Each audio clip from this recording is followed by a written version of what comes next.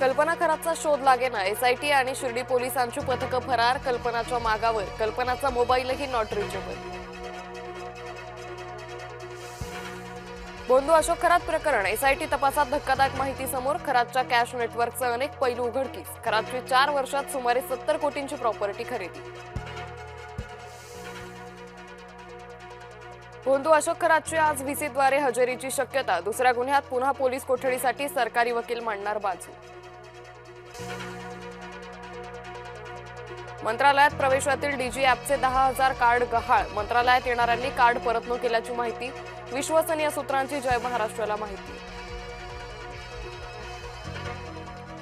सुनेत्रा पवार वेगळ्याच राजकीय पावित्र्यात, दिल्ली दौरा, सुनील तटकरे, प्रफुल्ल पटेलांशिवाय, सुनेत्रा पवारांच्या पत्रात दोघांच्याही पदाचा उल्लेख टाळला।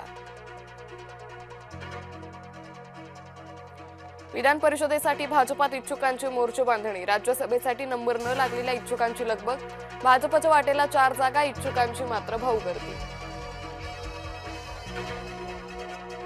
नागपूर जिल्हा नियोजन समिती नियुक्तीवरून महायुतीत जोरदार लॉबिंग, भाजपमध्ये मोठी स्पर्धा, काही नावं चर्चेत, शिंदे सेनेकडून 16 तर राष्ट्रवादीकडून 5 सदस्यांची शिफारस।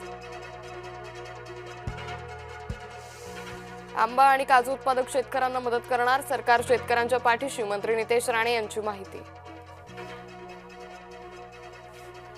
मुख्यमंत्री देवेंद्र फडणवीस केरळ दौऱ्यावर, भाजपाच्या 50 आमदारांचा करणार प्रचार।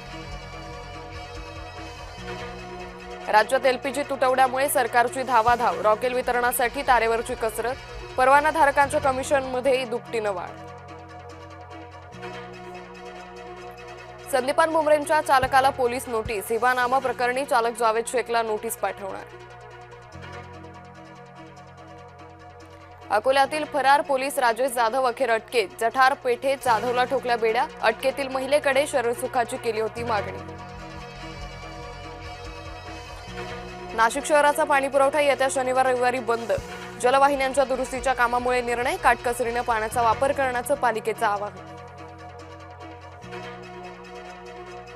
देशभरासह राज्यभरात हनुमान जयंतीचा उत्साह, अंजनेरीमध्ये होणार हनुमानाचा जन्मोत्सव, देशभरातील हनुमान मंदिरात विविध कार्यक्रमांचं आयोजन।